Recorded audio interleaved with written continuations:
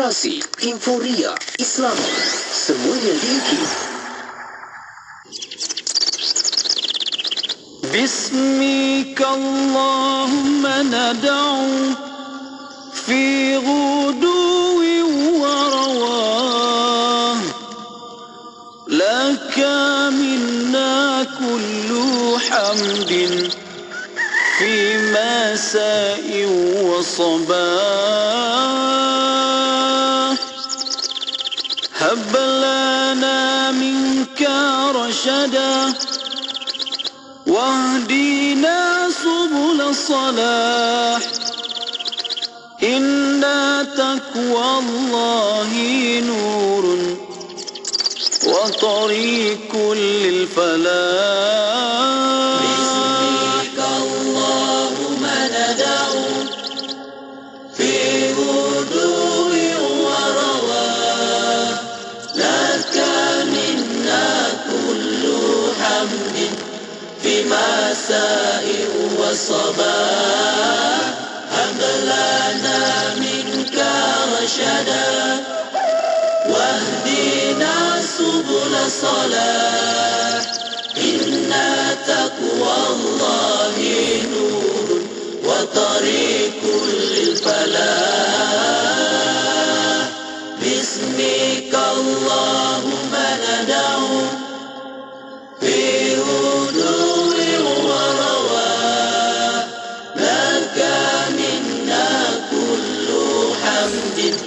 في مساء وصباح، هب لنا منك رشدا واهدنا سبل الصلاح إن تقوى الله نور وطريق للفلاح. باسمك الله. Dengan namamu ya Allah, kami meminta pada waktu pagi dan petang.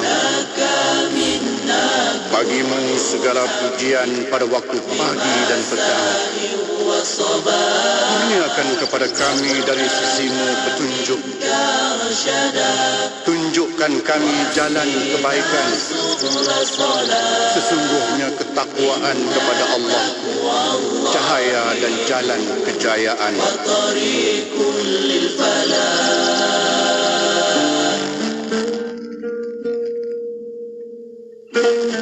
عن أنس رضي الله عنه قال رسول الله صلى الله عليه وسلم طوبى لمن شغله عيبه عن عيوب الناس. Maksudnya, sangat berbahagialah orang yang sibuk tentang hal dirinya sendiri daripada sibuk mengenai hal orang lain.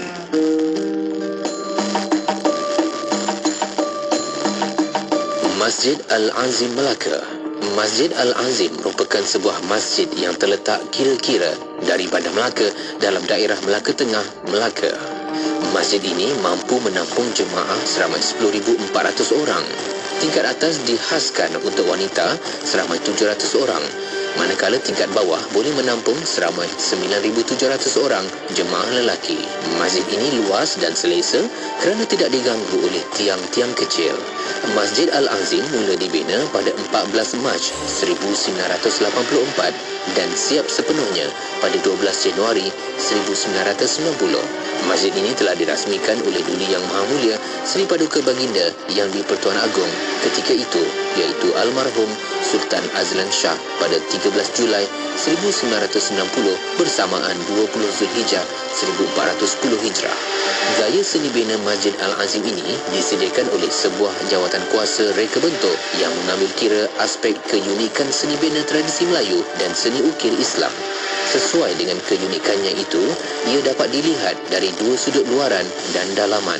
Masjid ini berbentuk segi empat yang disesuaikan dengan bumbung 3 tingkat yang juga sama bentuknya. Ilham ini berdasarkan bentuk masjid pertama yang dibina oleh Nabi Muhammad sallallahu alaihi wasallam dan selaras dengan hakikat Islam itu sendiri yang terdiri daripada 4 unsur utama, iaitu tapaknya melambangkan syariat, yakni perundangan Islam. Tingkat pertama melambangkan tarekat, iaitu jalan mendekati Allah. Tingkat kedua melambangkan hakikat, iaitu mencari kebenaran Allah. Dan tingkat ketiga melambangkan ma'rifat, iaitu mengenal Allah. Puncaknya yang berukir-ukir digantikan dengan dom.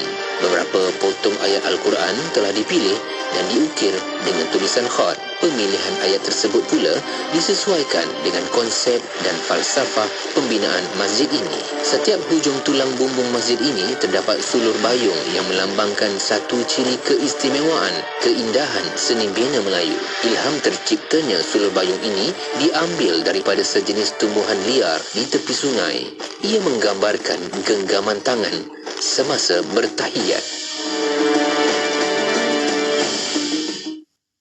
5, 4, 3, 2, 1 Januari 2024. Nantikan perubahan besar kami.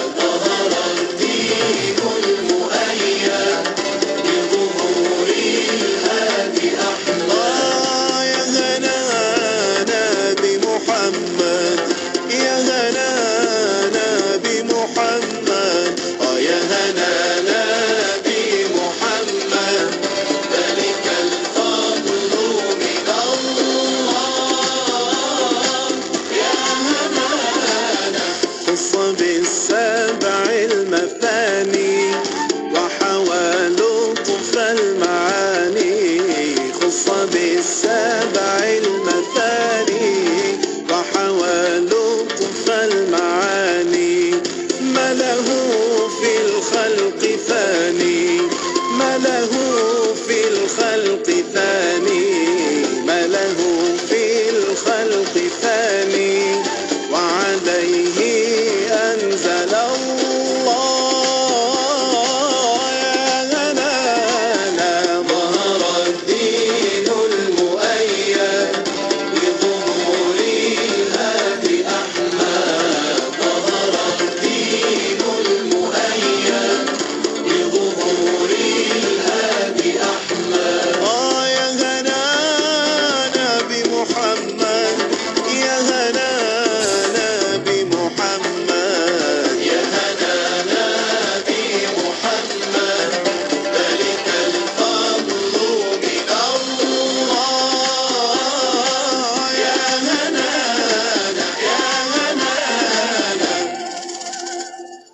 Ayuh kita, lipat gandakanlah rezeki kita dengan menyumbang seikhlas yang mungkin kepada pembinaan Masjid Kampung Sungai Pusu Gombak Selangor di laman sesawang masjidsungaipusu.com atau terus ke akaun Bank Islam Jawatan Kuasa Pembinaan Masjid Yusof 1416201110000520. Jom berwakaf. Mengerjakan umrah dan fardu haji, pelancongan pelbagai destinasi, untuk berkhidmat dan efisien yang besar. DH Travel untuk anda. Tabung Haji Travel, inspirasi anda sedunia. Ikuti kami di podcast web podcast.ikim.my. Oleh Sang Yang Maha Pencipta. Hayati pengajian kitab Matan Al-Zubat serta kupasan ilmu fiqah. Terima kasihku atas kesetiaan, terima kasihku atas kebahagiaan, terima kasihku atas penghargaan. IKIM Radio Islami nombor 1 di Malaysia. Assalamualaikum warahmatullahi wabarakatuh. Syukur kita nak ucapkan kepada anda yang sentiasa sama-sama ikuti lagi rancangan di Radio IKIM. Saya Syafiq Saleh nak bawakan pertemuan kita waktu ini untuk bawakan rancangan Tahsinul Ibadah. Ini rancangan kita setiap hari Khamis pagi dan anda boleh sama-sama tonton juga di Facebook Live, di juga di YouTube Live IKIM sebab kita sedang langsung dekat situ. Kita boleh belajar sama-sama untuk buka dan juga fahamkan lagi tentang ilmu ataupun dalam sudut ibadah kita, insyaAllah. Okay, jom kita nak terus mengalu-alukan kehadiran tetamu kita yang dah pun sampai dekat konti Radio IKIM nak mengalu-alukan kehadiran Al-Fadhil Ustaz Ahmad Lutfi Muharram yang dah pun sama-sama ada dekat sini. Assalamualaikum Ustaz. Waalaikumsalam warahmatullahi wabarakatuh. Alhamdulillah. Apa khabar Ustaz hari ini kita? Alhamdulillah. Syukur. Masya Allah Ustaz sampai sebaik-baiknya dekat sini untuk sama-sama dapatkan lagi ilmunya Ustaz kan. Walau di mana saja Ustaz sampai pergi, tapi Alhamdulillah di IKIM masih lagi kita sama-sama untuk teruskan lagi bual bicara kita. Baik, jom Ustaz, kita nak mulakan hari ini sebenarnya sesi untuk bacaan kitab Intisari Matan Al-Zubat. Okey, sebab kita nak bincang sambung lagi dalam bab halangan transaksi. Ni kita dalam pertemuan yang lepas kita ada bincang dah, nak sambung lagi lepas ni. Okey, tapi sebelum kita nak memulakan sesuatu kita hari ini Ustaz, mungkin ada yang boleh kita jadikan sebagai kata-kata pembuka bicara Ustaz, ingatan, pesanan Ustaz tentang apa yang kita lalui sepanjang hari Ustaz. Silakan Ustaz. Bismillahirrahmanirrahim.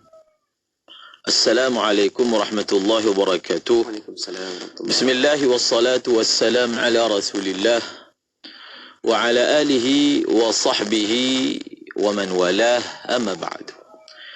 Terima kasih kepada yang mulia DJ Syafiq, penerbit rancangan Tahsinul Ibadah yang dirahmati Allah Subhanahu wa taala, lagi dikasihinya sidang pendengar IKIM sekalian. Dalam kehidupan kita ini paling kurang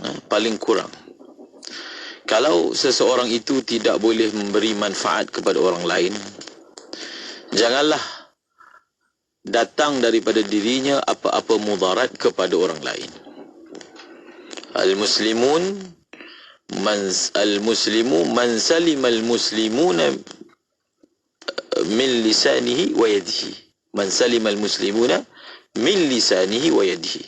Seorang muslim, kata Rasulullah, adalah seseorang yang orang Islam lain selamat dan sejahtera, pertama daripada lidah dia, daripada keburukan lidah dia.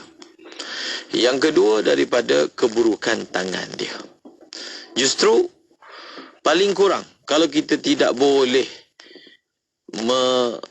mutaaddikan, menularkan kebaikan dari diri kita sehingga dirasai oleh orang lain, maka paling kurang kita tidak mendatangkan mudarat kepada orang lain. Ada satu perkara yang sangat penting berkaitan dengan kehidupan, iaitu seseorang itu tidak perlulah menambah musuh dalam hidup dia. Ya. Menambah musuh dalam hidup dia. Kadang-kadang tekanan hidup yang datang dalam diri seseorang itu berpunca daripada dirinya sendiri. Tanpa kita sedari, kita yang mewujudkan tekanan yang tidak perlu. Kita boleh sahaja mengelakkan daripada wujudnya tekanan-tekanan seperti itu, tetapi seolah-olahnya kita menghadirkan tekanan itu dalam hidup kita. Contohnya, apabila dalam diri kita ni ada sifat iri, rasa tak selesa lah dengan kelebihan, kemewahan yang diperolehi orang lain, sebenarnya kita boleh atasi perkara itu dengan apa? Dengan menjaga pandangan mata. Menjaga pandangan mata ni bukan sahaja seseorang itu dia jaga pandangan mata dia daripada tengok benda yang haram. Ya. Bahkan menjaga pandangan mata itu juga kita jaga pandangan mata kita daripada melihat kemewahan-kemewahan orang lain. Kan? Tak payah tengok. Alihkan. Tak payah tengok. Kalau menjaga mata daripada perkara yang haram, itu jelas maksud dia untuk menjaga kebersihan hati dan kebersihan kemaluan. Dan menjaga mata daripada melihat kemewahan-kemewahan orang lain supaya tak datang dalam diri kita ni rasa tak bersyukur. Dan tak datang dalam diri kita rasa iri. Dan bila rasa iri itu datang dalam diri seorang, dia akan hidup dalam tekanan. Sudah tentu orang yang di luar sana pencapaian-pencapaian yang dia tak boleh capai, maka dia hidup dalam gelisah. Walaupun berada dalam rumahnya sendiri, dalam aircon yang sejuk, atas katil yang empuk, dia hidup dalam kesusahan.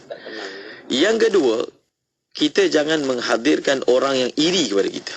Jangan menyebabkan orang iri dengan kita. Macam mana? Iaitu kita jangan mempamerkan kelebihan kita kepada orang lain. Jangan tunjukkan kelebihan kita kepada orang lain. Jangan pamerkan kemewahan kita kepada orang lain. Kerana seperti mana satu orang itu dia tidak akan tenang kalau dia iri kepada orang lain, maka begitulah juga dia tak akan tenang kalau ada orang menjadi musuh kepada dia.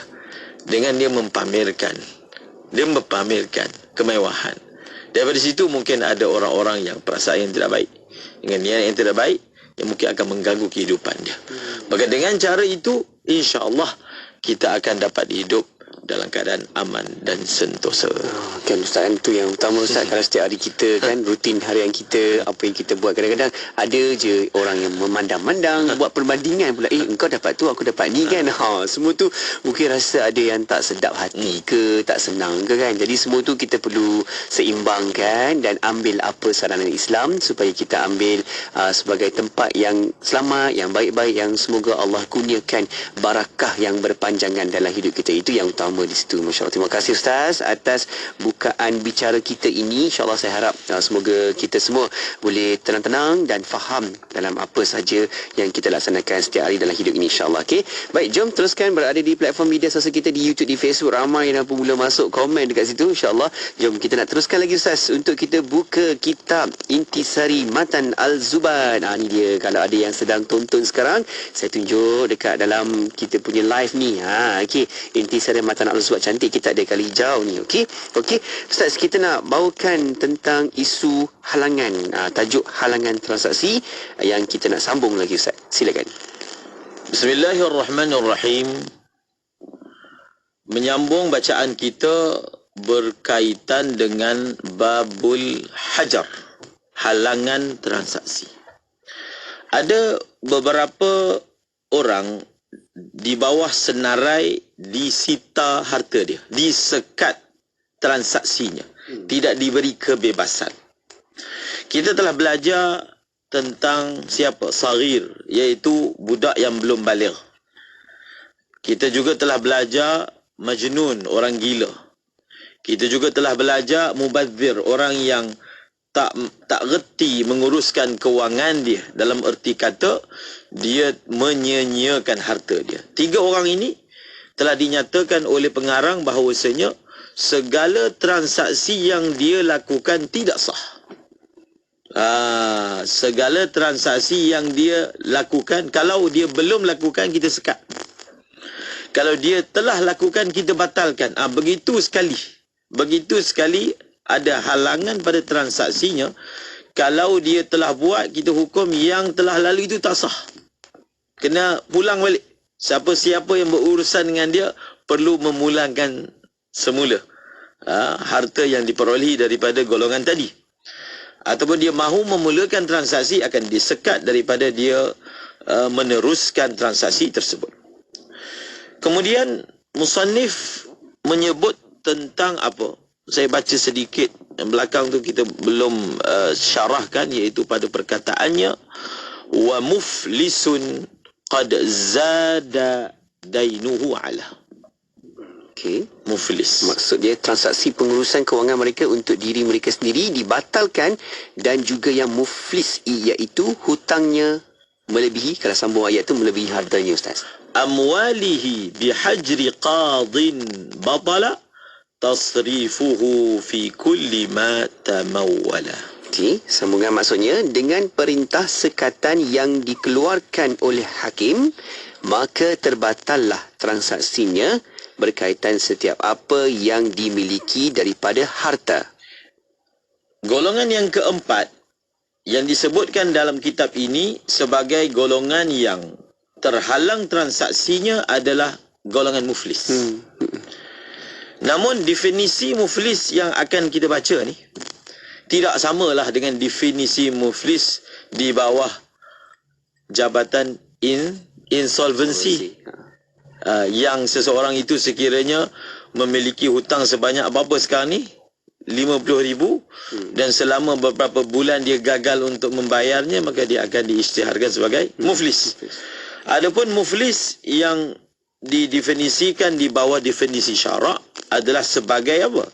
Sebagai zada dainuhu ala amwalihi. Zada dainuhu ala amwalihi. Orang yang hutangnya melebihi, nilai hutangnya melebihi nilai hartanya. Nilai hutang melebihi nilai harta. Barulah seorang itu boleh diisytiharkan muflis. Kalau nilai hutang dia setara dengan nilai harta ataupun lebih rendah, dia tidak boleh diisytiharkan sebagai muflis. Itu definisi syarak yang pertama. Yang kedua, seseorang itu tidak akan menjadi muflis dengan makna akan dikenakan sekatan pada pengurusan kewangan dia, melainkan apabila ada keputusan daripada mahkamah, ada perintah mahkamah. Kalau semata-mata hutang dia berlambak sampai melebihi harta dia, tapi belum ada apa-apa urid daripada mahkamah, dia belum lagi boleh diklasifikasikan sebagai muflis sekira-kira disekat pengurusan kewangan dia. Sebab tu disebut di sini dalam kitab bihajri qadin, dengan sekatan daripada hakim. So ada dua perkara untuk jadi muflis menurut definisi syarak. Pertama, hutang melebihi nilai harta. Yang kedua, ada perintah sekatan daripada mahkamah. Dan bagaimanakah perintah sekatan daripada mahkamah ni boleh dikeluarkan? Adakah mahkamah mempunyai hak veto melihat dan meninjau sesiapa sahaja yang memiliki hutang melebihi paras harta lalu diisytiharkan sebagai muflis? Maka di dalam mazhab al-Imam Syafi'i, untuk seseorang itu menjadi muflis dan diisytiharkan sebagai muflis, syarat dia apa? Syarat dia adalah dengan permintaan daripada pemiutang. Maksudnya pemiutang membuat permohonan daripada mahkamah untuk mengisytiharkan si fulan yang berhutang dengannya sebagai muflis. Dia adalah daripada permohonan yang telah diajukan kepada mahkamah supaya apa? Supaya dimufliskan si fulan tadi. Maka barulah akan dilakukan prosedur pemuflisan tadi. Bisu'alil ghurama. Bahkan pemuflisan seseorang itu, pengisytiharan seorang itu sebagai seorang muflis juga boleh berlaku dengan permohonan daripada orang yang muflis itu sendiri. Dia yang kemukakan permohonan supaya apa? Supaya dia diisytiharkan sebagai muflis. Ada juga ke orang minta mahkamah supaya mufliskan dia? Ya, ada. Berlaku. Kenapa? Kenapa nak minta supaya dia diisytiharkan muflis? supaya dia tidak dikejar lagi oleh pemiutang. Supaya pemiutang ni faham saya muflis, kan? Sebarang urusan harta sekaya sekarang ini sudah dipindahkan kepada mahkamah. Sebab apabila seseorang itu diisytiharkan sebagai muflis, maka akan disita harta dia. Kecuali sekadar yang dia boleh meneruskan kehidupan basic dia. Betul. Kalau dia ada kereta kena tarik, kalau dia ada rumah atas nama dia kena tarik, ada tanah kena tarik, segala-galanya. Akaun akan di-freeze, dibekukan. Maka maknanya supaya dipindahkan pengurusan itu kepada bank ataupun kepada mahkamah yang akan melantik pihak tertentu untuk menguruskan penjualan lelong dan seumpamanya demi melunaskan hutang yang dia tanggung. Allahumma salli ala Sayyidina Muhammad. Dan apabila seseorang itu muflis, maka semua transaksi dia yang bersifat harta, transaksi seseorang ataupun akad yang dibuat oleh seseorang, ada akad yang bersifat harta. Objeknya adalah harta. Contohnya apa? Contohnya memberi hadiah. Dia tak boleh bagi hadiah kat siapa. Tak boleh dah. Harta dia semua freeze. Dia tak boleh jual harta dia. Dia tak boleh beli sesuatu benda yang baru. Dia tak boleh wakafkan. Dia tak boleh hadiahkan. Dia tak boleh hebahkan. Walaupun harta itu daripada segi statusnya masih lagi dikira harta dia. Tetapi ada sekatan, ada freeze yang menyebabkan dia sudah tidak ada kebebasan. Jadi kalau orang yang kita kenal, dia ni muflis, sebenarnya kita tak boleh bertransaksi dengan dia. Kalau dia nak jual, kita tak boleh beli. Kerana pada muflis yang macam muflis yang sudah diisytiharkan. Muflis yang sudah diisytiharkan, semua harta dia sebenarnya sudah mempunyai kaitan dengan pemiutang dia. Semua harta dia akan digunakan untuk settlekan hutang dia. Perkara ni bagus tak? Perkara memufliskan seseorang yang hutangnya melebihi harta dia bagus tak? Dia macam tutup buku lama, buka buku baru. Kan Ustaz? Macam mana tu? Dan dia bagus. Sebab ini adalah hukum syarak. Dan kita nampak maslahat yang sangat jelas. Apakah maslahat sekatan pengurusan kewangan terhadap orang muflis? Demi untuk menjaga maslahat siapa? Yang pertama sekali untuk menjaga maslahat pemiutang. Orang yang bagi hutang. Jadi kalau dia dibiarkan dalam keadaan hutang dia berlambak, dalam masa yang sama harta dia ada, tapi dia pun tak buat apa-apa dengan harta dia untuk melunaskan hutang. Kalau dia diberi kebebasan demi kebebasan, maka semakin lama pihak pemiutang akan tercedera, akan mendapat mudarat. Maka dalam situasi seperti ini, daripada segi siasahnya dan hikmah pentadbiran dia, perlu ada orang yang override, yang lebih berkuasa, supaya dia override. Kalau kau tegar tak nak bayar hutang, so akan ada orang lain yang override. Dan sudah tentulah orang itu mestilah pihak yang dihormati, dan pihak itu adalah pihak berkuasa. Itulah hikmah dia. Dan perkara ini pernah berlaku di zaman Rasulullah. Ada salah seorang sahabat Nabi, nama dia Muaz, yang mana dia mempunyai harta hutang seperti yang disebutkan tadi. Nabi telah mengenakan sekatan ke atas diri dia daripada menggunakan harta dia. Nabi sendiri telah menyekat dia. Bukan kezaliman, kerana kezaliman apabila seseorang itu disekat harta dia dalam keadaan dia tak ada buat apa-apa tanggungjawab. Tapi sekarang ini menyekat harta dia demi menjaga maslahat orang lain. Dan dari satu segi pula, di situ dapat menjaga maslahat orang itu sendiri. Kerana manusia ni kalau dibiarkan dia takbir sendiri, kadang dia tidak mempunyai akal yang waras. Kerana kalau dia tidak melunaskan hutang dia, sebenarnya akhirat nanti akan memudaratkan dia. Walaupun nampak macam pahit lah dimufliskan itu, dari satu segi sebenarnya menjaga maslahat yang ramai. Kalau orang muflis rasa dia macam susah dalam hidup dia bila dimufliskan, tapi hendaklah dia mengetahui bahasanya kalau dia tidak melunaskan hutang, dia juga memudaratkan orang lain. Maka perlu orang tengah, pihak berkuasa yang secara authority, secara veto mengambil harta dia untuk digunakan membayar hutang-hutang yang berbaki dalam diri dia. Itu dia. Itu dia.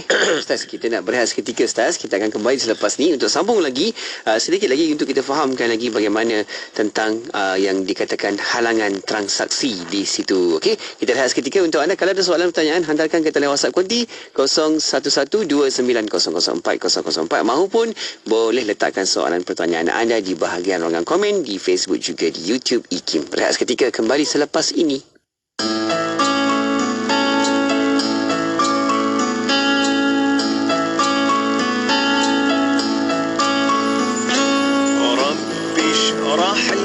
صدري ويسر لي أمري واحلل عقدة من لساني يفقه قولي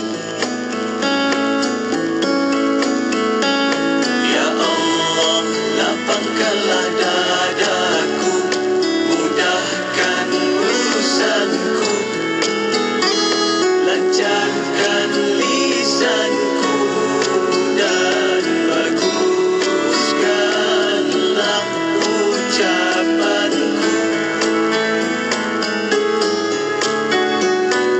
Ya Allah,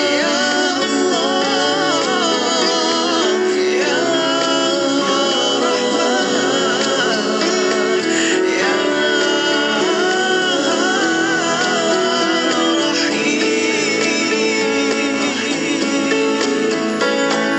رب اشرح لي صدري ويسر لي أمري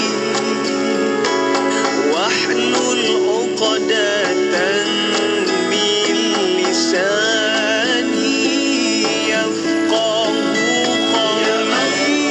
Lapangkanlah dadaku, mudahkan urusanku, lancarkan lisanku dan baguskanlah ucapanku.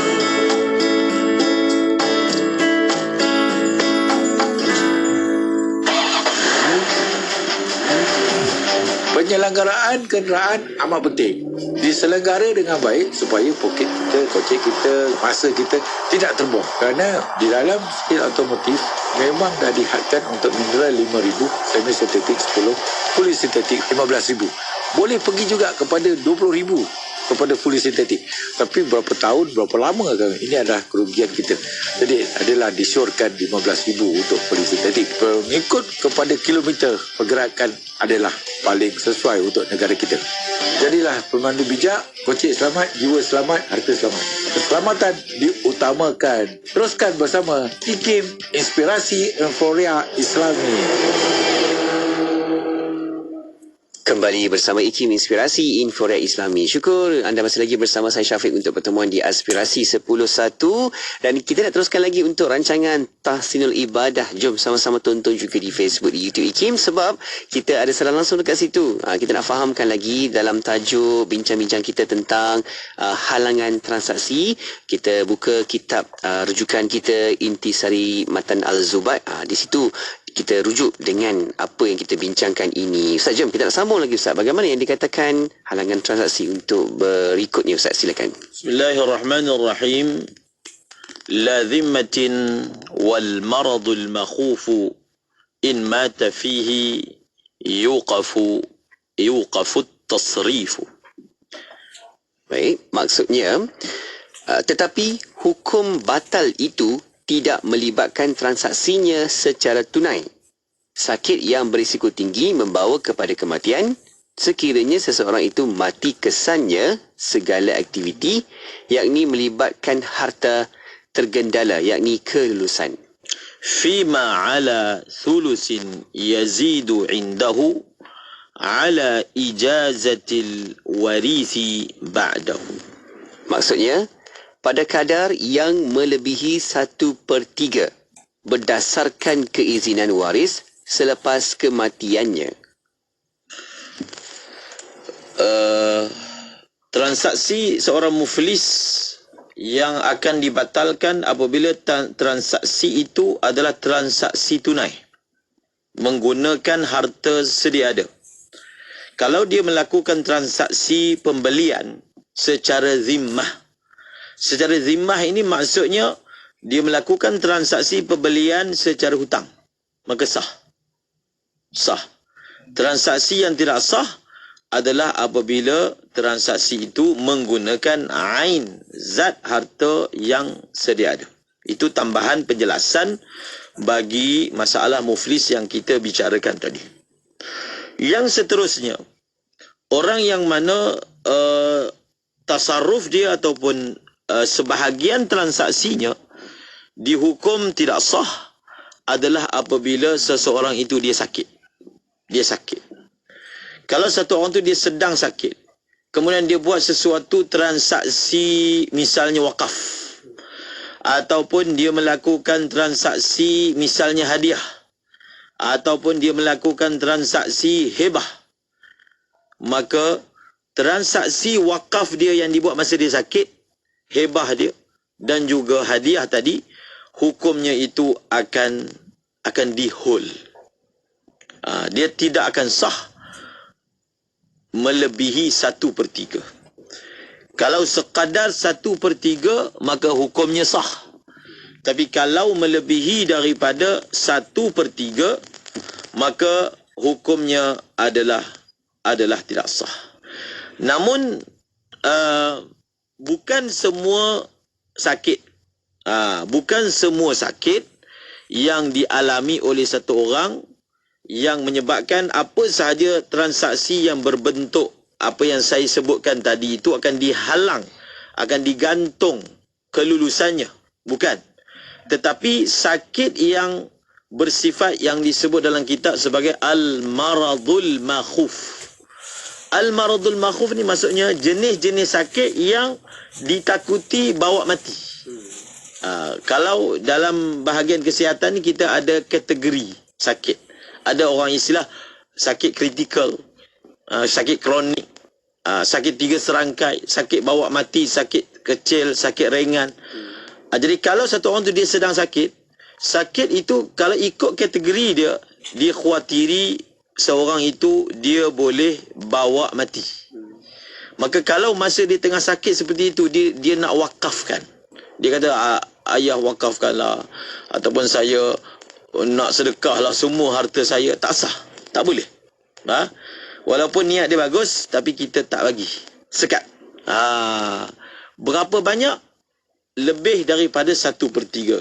Kalau dia kerana sakit itu datang satu keinsafan nak berwakaf, ataupun nak berbagi hadiah, ataupun nak bertabarruk, tak sah. Tak sah. Dia kata semua harta aset dalam bank, dalam akaun, di mana sahaja saya wakafkan fi sabilillah. Tidak lulus. Tidak lulus lebih daripada 1/3. 1/3 lulus, lebih daripada 1/3 tidak lulus. Tidak lulus. Dia hanya akan lulus bila? Dia hanya akan lulus kalau ada keizinan daripada ahli waris. Itu yang disebut tadi tu. Fi ma zada ala sulusin yazidu indahu ala ijazatil warisi ba'dahu. Digantung kelulusan transaksi lebih daripada 1/3, digantung di atas apa? Digantung di atas kelulusan ahli waris. Jadi kalau ahli waris bersetujulah kita nak tunaikanlah kehendak ayah ni nak wakafkan semua harta dia, lulus. Tapi mereka bertegas, kita luluskan hanya 1/3, itu wajib lulus. Yang lebih daripada itu 2/3, maka sebahagian kata tak nak. Sebahagian kata nak. Maka pada ketika itu yang tak nak dia boleh ambil bahagian dia daripada yang lebih daripada 1/3 tadi. Ini sebenarnya syarak nak jaga daripada apa? Nak jaga hak waris. Sebab ada juga orang yang mana dia menjadikan jalan wakaf ini untuk memahrumkan, menidakkan hak waris dia. Dia marah kat anak dia ke? Dia marah kat bini dia ke? Jadi dia bagi semua harta dia. Dalam syarat tak. Dalam syarat tak. Walaupun mungkin di luar daripada agama Islam, satu orang tu dia boleh saja semua harta dia tak nak bagi ke anak dia. Tak ada. Sebab faraid ni dia akan dapat secara mandatori. Bila satu orang tu mati, maka automatik mandatori waris dia akan dapat. Dia nak ke, dia tak nak ke, sebab sebenarnya bila satu orang tu mati, harta tu bukan dia punya. Harta itu dia punya masa dia hidup. Kalau dia mati, harta itu sudah bertukar milik kepada pemilik. Sebab yang boleh menjadi pemilik ataupun yang boleh bersifat dengan sifat memiliki adalah orang hidup sahaja. Orang yang mati tidak boleh bersifat dengan sifat memiliki. So, ini yang keberapa ni? Yang kelima daripada golongan yang disekat transaksinya. Dan yang terakhir kata pengarang, wal abdu lam yu'dhan lahu fi matjarin yutba'u bit tasrifi lit taharruri. Baik, okey. Maksudnya sementara hamba yang tidak diizinkan untuk menjalankan perniagaan, maka dikenakan tanggungjawab atas transaksi urusannya selepas dia dibebaskan. Yang terakhir, golongan yang keenam yang tidak ada kebebasan dalam transaksi adalah hamba. Hamba, diri dia milik tuan dia.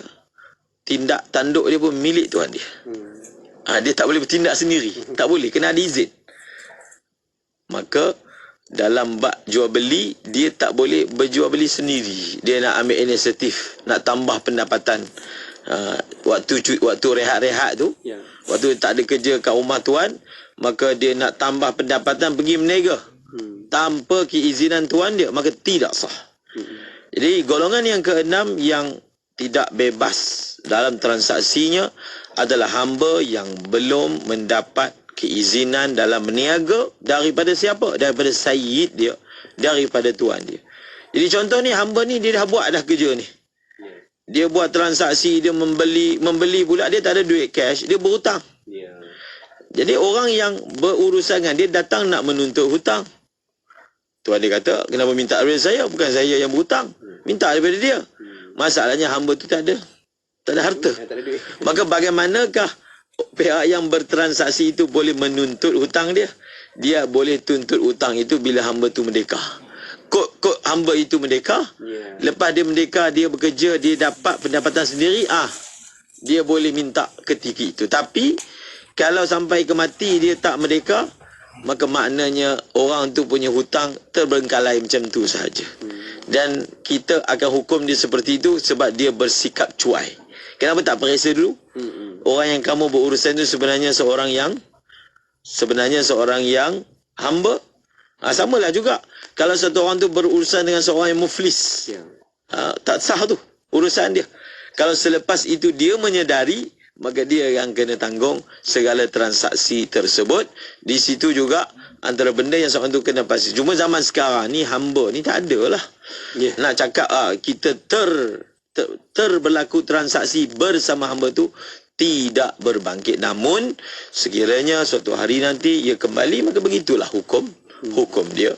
Wallahu a'lam. Allah, itu dia kan. Kita dah faham Ustaz, Masya Allah.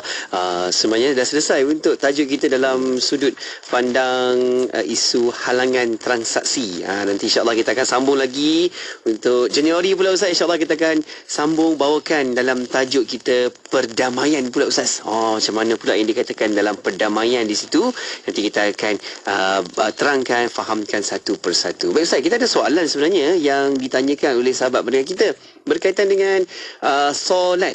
Jom kita boleh raikan sedikit beberapa soalan-soalan di sini. Ada sahabat kita bertanya, Ustaz, saya nak tunaikan solat fardu, tetapi saya berimamkan yang sedang solat sunat tu Ustaz. Adakah sah solat saya Ustaz? Sah.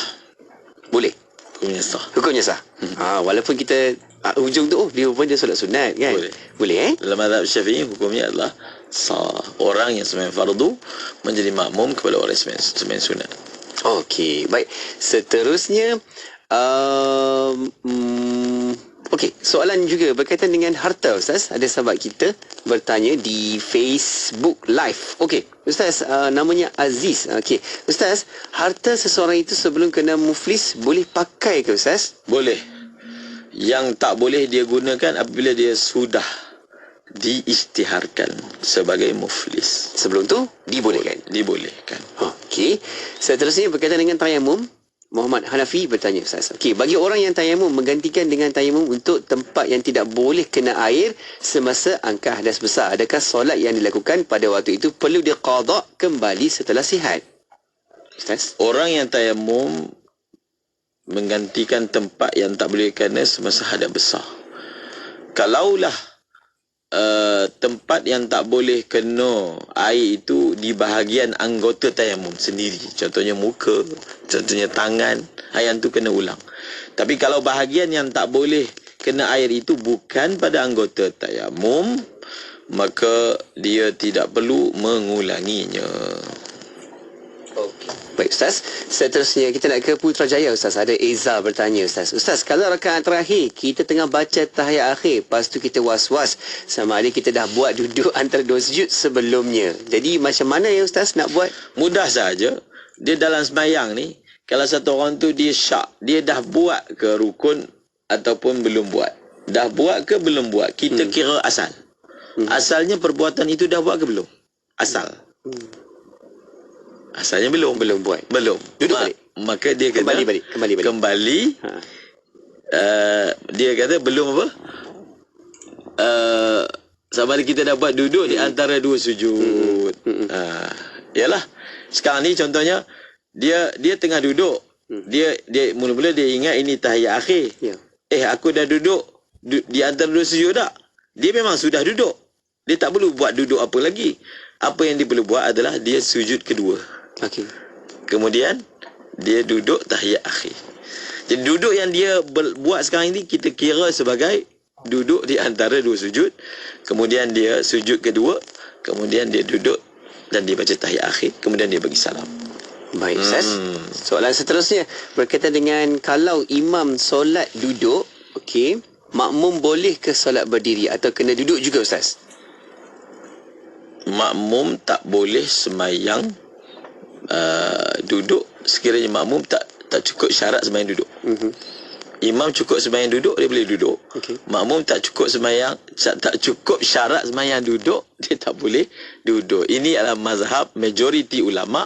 Walaupun imam sembahyang duduk, kita tak boleh sembahyang duduk melainkan sekiranya kita tak mampu berdiri, barulah kita boleh duduk. Adapun mazhab yang mengatakan kalau imam sembahyang duduk, maka makmum wajib sembahyang duduk walaupun makmum sihat, ini adalah mazhab lain. Itu mazhab Al-Imam Ahmad bin Hanbal rahimahullah ta'ala. Okey. Baik, Ustaz. Satu lagi soalan berkaitan dengan isu keluarga, Ustaz. Ustaz, lelaki yang dah beristeri, adakah dia kena utamakan isteri daripada ibunya, Ustaz? Dia sebenarnya dalam perkataan ni terlalu umum, kan? Jawapan yang paling ringkas, meletakkan sesuatu pada tempatnya. Ya. Meletakkan sesuatu pada tempatnya. Untuk isteri itu ada haknya. Untuk ibu, untuk ayah itu ada haknya. Jadi dalam perkara-perkara yang merupakan hak isteri, kita tunaikan. Tak berbangkit. Bukan maknanya bila satu orang tu dia utamakan ibu, maknanya dia abaikan semua sekali hak isteri. Tak mungkin. Ataupun dia utamakan isteri, dia abaikan semua hak ibu. Tak. Semasa seseorang itu mempunyai isteri, dia juga ada hak kepada ibu dia yang kena tunaikan. Jadi dia memberi kepada setiap orang itu hak-hak mereka yang dituntut oleh syarak. Kalaulah syarak mengatakan dalam bab ini dia kena mengutamakan hak isteri dia, maka dia utamakan. Sebenarnya yang dia utamakan itu adalah tuntutan syarak. Bukan sesiapa yang dia utamakan, tetapi tuntutan syarak. Contohnya dalam bab nafkah. Siapakah yang dia kena utamakan bagi nafkah wajib? Isteri dia, anak dia. Siapakah yang dia kena utamakan daripada segi ketaatan? Sudah tentulah ibu dia, takkanlah pula isteri dia. Jadi setiap tajuk itu ada keutamaan dia. So kena belajar, dia tak ada satu tajuk Dalam semua keadaan utamakan si fulan, tidak si fulan. Ringkasnya, kata Sayyidatina Aisyah, Nabi SAW pesan kepada kami apa? An nunzilan nasa manazilahum, untuk meletakkan setiap orang itu pada kedudukan mereka masing-masing. Settle. Letak setiap orang pada kedudukan dia. Maka kita layan semua orang, tetapi mengikut kedudukan dan tahap yang diperintahkan oleh syarak. Wallahu a'lam. Okey, baik Ustaz, kita nak ke Facebook sekali lagi Ustaz. Ada Puan Roziah bertanya. Ini berkaitan juga dengan harta Ustaz. Okey Ustaz, apa hukumnya tuan pokok mengambil buahnya setelah tanah pusaka dah jadi milik adik-beradik yang lain Ustaz? Bagaimana? Apabila kita tanam pokok di atas tanah orang, okey, jadi zahir daripada soalan ni, makna adalah adik-beradik yang mungkin adik-beradik, mungkin orang luar yang dia tanam pokok atas tanah orang tu bagi. Sebenarnya bila kita tanam pokok atas keizinan seseorang, sebenarnya kita pinjam tanah tu. Macam contoh, kita letak kereta kita parking kat parking orang, kereta tu tetap kita punya. Maknanya apa? Maknanya orang tu bagi kita pinjam, guna ruang dia. Samalah juga. Sebenarnya bila kita tanam pokok atas tanah orang, dia memberi kita pinjam tanah dia supaya diletakkan pokok. Pokok itu tetap kita punya. Walaupun pemilik tanah berubah-ubah, pemilik pokok tak akan berubah, kita punya. So, kita punya. Kemudian, kalau orang itu minta supaya dialihkan pokok itu, di situ isu dia. Dia kata alihkan pokok ni. Ataupun kalau nak dibiarkan pokok di sini, kena bayar sewa. So kita kena bayar sewa tersebut. Wallahu a'lam bishawab. Itu dia Ustaz, beberapa soalan yang sempat kita jawab Ustaz. Masya-Allah banyak yang juga hantarkan soalan pertanyaan. Insya-Allah kita akan bincang-bincang lagi sesi pertemuan rancangan Tahsinul Ibadah untuk faham, kita dengar dan juga kita boleh amal-amalkan dengan sebaik mungkin. Dan apa sahaja saranan dan juga pesanan yang kita dengarkan di sini, insya-Allah semoga dapat jadi panduan kepada hidup kita insya-Allah. Ustaz, terima kasih banyak-banyak Ustaz. Semoga baik-baik untuk Ustaz dan diberikan keberkatan yang sebanyaknya oleh Allah Subhanahu wa taala. Jumpa lagi Ustaz. Assalamualaikum. Waalaikumsalam warahmatullahi. Alhamdulillah. Terima kasih juga kepada anda yang terus ikuti bola bicara kita menerusi rancangan Tahsinul Ibadah, dan boleh tonton lagi di Facebook, di YouTube. Type saja di situ. Kita boleh buat ulang kaji sama-sama menerusi rancangan Tahsinul Ibadah. Okey, untuk anda kekal bersama IKIM hanya di IKIM Inspirasi Info Islami. Nyampai berkaliber, pengisian bermutu, inspirasi. Ikuti kami di podcast Spotify IKIM FM. Ikan siakap buah papaya, ayuh dimakan dengan berselera. Sekiranya wakaf menjadi budaya, umatkan hidup dengan sejahtera. Amanah Saham Nasional Berhad kini memperkenalkan konsep wakaf terbaru melalui konsep wakaf saham amanah. Menggabungkan dua konsep penting, iaitu pelaburan dan wakaf. Ayuh, jangan melengah lagi. Jom berwakaf bersama ASNB untuk pengurusan yang lebih profesional dan telus. Pesanan dari saya, Badli Shah bin Alauddin. Kembara salam. Package muslim yang terbaik untuk anda. Bermusafirlah bersama Kembara Salam, menawarkan package Jordan Palestin, package Eropah dan Balkan. Layari www.kembarasalam.com atau WhatsApp 010-8272-6559. Kembara Salam, peneraju destinasi pelancongan anda. Abang, kita kena mula fikir masa depan anak-anak ni. Paling penting, saya nak bukakan akaun tabung haji dan terus daftarkan haji untuk dia. Ui, bagus tu. Kita boleh buka akaun tabung haji melalui Tijari. Tijari tu apa bang? Tijari tu platform online tabung haji. Kita buka akaun online, pergi cawangan untuk pengesahan. Jom buat sekarang. Lembaga Tabung Haji patuh syariah, tiada had simpanan, 100% dijamin kerajaan dan zakat dilunaskan. Menyantuni Duyufur Rahman. Assalamualaikum. Dah buka akaun ke belum? 5, 4, 3, 2. 1 Januari 2024. Nantikan perubahan besar kami.